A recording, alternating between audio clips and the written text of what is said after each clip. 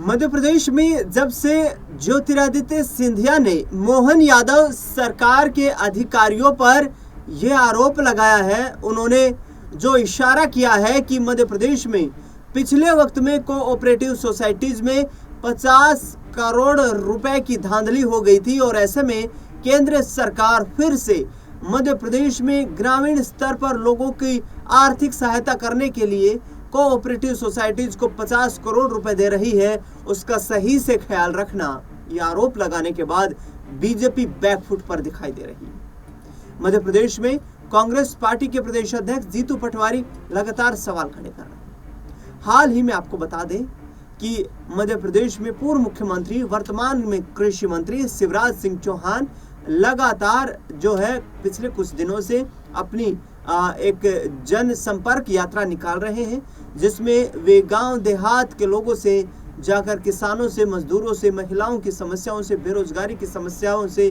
किस तरीके से निजात पाया जा सकता है, भारत को विकसित कैसे बनाया जा सकता है, इसको लेकर प्रयत्न कर रहे हैं। लेकिन इस यात्रा पर करारा प्रहार किया है जीतू पटवारी ने। जीतू पटवारी का कहना है कि अभी तक तो हम मध्य प्रदेश के हर विभाग में भ्रष्टाचार की बात कर रहे थे, लेकिन अब तो केंद्र सरकार के मंत्री ही करने लगे हैं। तो इससे ये तो स्पष्ट हो गया है कि मध्य प्रदेश में भ्रष्टाचार चरम सीमा पर है। दूसरी ओर आरोप लगाते हुए जीतू पटवारी ने यह भी कहा है कि जो शिवराज सिंह चौहान करीब 18 साल तक मध्य प्रदेश के मुख्यमंत्री रहे, वो शिवराज सिंह चौहान किसानों की स्थिति को नहीं सुधार सके, वो शिवराज सिंह चौहान जो मध्य प्रदेश में रोजगार नहीं दे सके, वो शिवराज सिंह चौहान जो मध्य प्रदेश की बेरोजगारी को दूर नहीं कर पाए।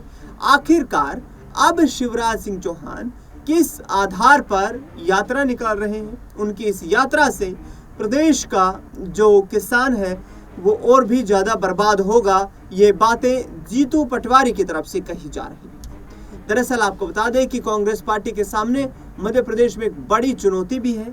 बड़ी चुनौती ये है कि प्रदेश संगठन को मजबूत करना, और इस प्रदेश संगठन को मजबूत करने के लिए जीतू पटवारी जोर शोर से मध्य प्रदेश में जुटे हुए हैं। उनका कहना है कि आगामी एक साल में हमें 26 जनवरी 2026 तक पूरे मध्य प्रदेश में अपने संगठन को मजबूत करना है। आपको बता दें कि मध्य प्रदेश में 50 जिला प्रभारियों की भी नियुक्ति AICC यानी कि ऑल इंडिया कांग्रेस कमेटी के द्वारा की गई है, जिसको लेकर जीतू पटवारी कह रहे हैं कि पंचायत स्तर पर संगठन को जब तक मजबूत नहीं किया जाएगा तब तक पार्टी सत्ता में वापसी नहीं कर सकती है। उनका कहना है कि मध्य प्रदेश की जनता विकल्प तलाश रही है, हमें वो विकल्प कांग्रेस पार्टी के रूप में बनना है और कांग्रेस पार्टी में लोगों की आस्था और विश्वास है। सुनिए किस तरीके से मोहन यादव सरकार को फटकार लगाते हुए और संगठन को मजबूत करने की बात कर रहे हैं जीतू पटवारी। संगठन सृजन राहुल गांधी जी लेके आए। मैं कई दिनों से भाषण दे रहा हूं, कई बार आपने वीडियो में सुने होंगे कि कांग्रेस एक नया संगठन बनाना चाहते हैं, वैचारिक रूप से कांग्रेस मजबूत करना चाहते हैं अपने सोल्जरों को। उसके लिए वो पंचायत कांग्रेस कमेटी का गठन करना चाहते हैं। कांग्रेस पंचायत में यूथ कांग्रेस, NSY, महिला कांग्रेस, सारे फ्रंटल का हमारा संगठन बने, इसका प्रयास करना चाहते हैं। कांग्रेस वार्ड में मोहल्ला कमेटियां बनाना चाहती है। हर 20 घर पे 2 परिवार के लोग हमारे मजबूत कौन है, उनको चिन्हित करके उनको 10 घर की जिम्मेवारी देना चाहते हैं। हम लोगों की लड़ाई तब लड़ेंगे जब जनसंख्या में भारी होगी। जो जनसंख्या आज है हमारे पास, वर्करों की, कार्यकर्ताओं की, आम जनता की, उससे 3-4 गुना करेंगे, तब जाकर बीजेपी को हरा सकते हैं। इस बात को दिमाग में आपको बनानी पड़ेगी। तो मैं संगठन सृजन के लिए राहुल गांधी जी ने ऑब्जर्वर नियुक्त कर दिए। पता चल गया आप लोगों को? अरे पता चला या नहीं चला? एक जिले में एक दिल्ली का ऑब्जर्वर 3 महीने तक रहेगा। एक सीनियर आदमी मध्य प्रदेश का सीनियर आदमी एक उनके साथ यहाँ रहेगा। एक टीम बनेगी, एक विधानसभा का एक प्रभारी बनेगा, जिनका काम है हर पंचायत में जाना, कांग्रेस के कार्यकर्ताओं को चिन्हित करना, सबको एक साथ बिठाना, वहीं पे कांग्रेस पार्टी का पंचायत का अध्यक्ष बनाना, वहीं पे पंचायत, वहीं पे फ्रंटल की ऑर्गेनाइजेशन बनाना, ऐसे ही वार्डों की मीटिंग लेना, वार्डों में मोहल्ला कमेटियां बनाना, बैठ के बनाना, वो चाहे नगर पालिका का हो चाहे नगर निगम का वार्ड, वहां पर भी वर्करों को चिन्हित करके एकजुट करना। फिर से संगठन सृजन के काम में आप सबकी सहायता मांगने आया हूं। करोगे कि नहीं करोगे? ब्लॉक अध्यक्ष वो बनेगा जिसको मैं पसंद कर लूं या कोई नेता पसंद कर ले। ब्लॉक अध्यक्ष वो नहीं बनेगा जिसको जनता पसंद करेगी। ये व्यवहार कांग्रेस का बन गया, सही है कि गलत? मतलब ये जो ब्लॉक अध्यक्ष हैं, इनकी मैं क्रिटिसाइज नहीं करना चाहता, पर इस तरह की पूरे मध्य प्रदेश में स्थिति बन गई। अगर आप जनता से अंदर से जाने वाला ब्लॉक अध्यक्ष नहीं बनेगा तो फिर आप पार्टी मजबूत कैसे करेंगे? ऐसे ही टिकट किसको मिलेगा? अगर जो ब्लॉक अध्यक्ष बन गया वो सिर्फ केवल नाम का, वो टिकट में उसकी भागीदारी ही नहीं है, तो फिर उस पद का क्या महत्व?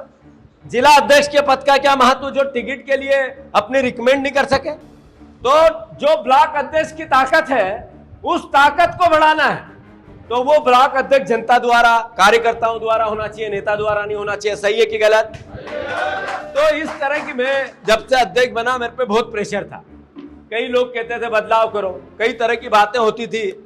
15 महीने हो गए, मैंने पेशेंस रखा, पूरे सब परिवार वालों से मध्य प्रदेश भर में घूमा, सबसे मिला, सबसे बात करी और बिल्कुल दृढ़ संकल्प के साथ निर्णय लिया कि न्यू मजबूत करेंगे। ऊपर राजनीति नहीं करेंगे, स्वागत सत्कार माहौल बनाना, ये करना वो करना, ये छोटा काम है। बड़ा काम है संगठन बनाना, संगठन का निर्माण करना।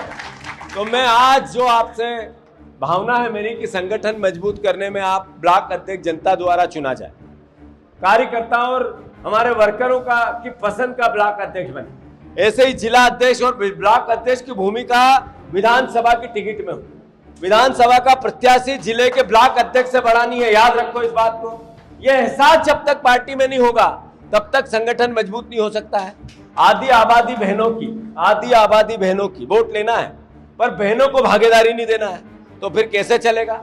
यह संभव ही नहीं है कि आप सिर्फ महिलाओं को वोट के लिए ये कहो कि बहन जब समय आए भाषण में कह दो और उनको भागीदारी नहीं दो।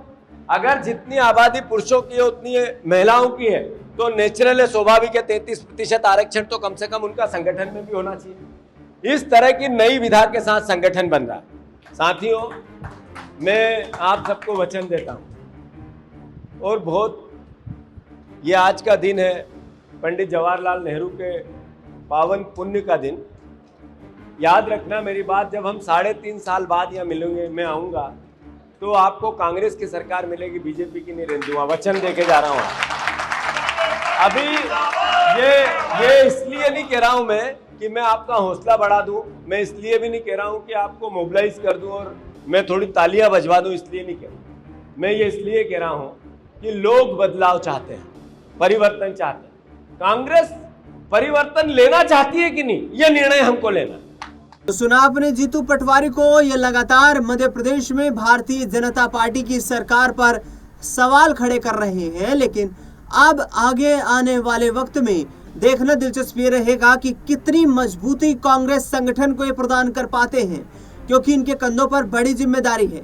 इन्होंने कहा है कि बेरोजगारी और किसानी लगातार जो बर्बादी की ओर मध्य प्रदेश बढ़ता जा रहा है, उसकी जिम्मेदार भारतीय जनता पार्टी है। हमें एक विकल्प के तौर पर प्रदेश की राजनीति में आगे बढ़ना है। लेकिन बड़ा सवाल ये कि क्या बीजेपी भी अब मोहन यादव की जिम्मेदारियों को लेकर कोई तब्दीलियां करने वाली है? क्या कोई आगे आने वाले वक्त में मध्य प्रदेश में ज्योतिरादित्य सिंधिया को बड़ी जिम्मेदारी सौंपी जाएगी? क्योंकि ज्योतिरादित्य सिंधिया जिस तरीके से मध्य प्रदेश में लगातार ये कह रहे हैं कि पिछला वक्त जा चुका है, कि उस वक्त में जो भी भ्रष्टाचार हुआ या कुछ भी हुआ, लेकिन अब भ्रष्टाचार नहीं होना चाहिए। तो क्या कमलनाथ के राज में जो मध्य प्रदेश में जीतू यहाँ पर ज्योतिरादित्य सिंधिया ने जो चाल चली थी, वो चाल मोहन यादव के खिलाफ भी चलने वाले हैं। देखना दिलचस्प होगा कि भारतीय जनता पार्टी संगठन कैसे बड़े फैसले लेता हुआ नजर आता है। विजय शाह और जगदीश देवड़ा जैसे बड़े बड़े राजनेताओं के द्वारा, जो कि मध्य प्रदेश से संबंध रखते हैं, विवादित बयान दिए जाने पर बीजेपी की सरकार निशाने पर है और लोगों में काफी रोष देखने को मिल रहा है। देखना दिलचस्प होगा कि किस तरीके से आगे आने वाले वक्त में मध्य प्रदेश की राजनीति करवट बदलती हुई नजर आती है। फिलहाल इस खास कार्यक्रम में इतना ही। देश दुनिया से जुड़ी तमाम बड़ी खबरों के लिए देखते रहिए SPN9।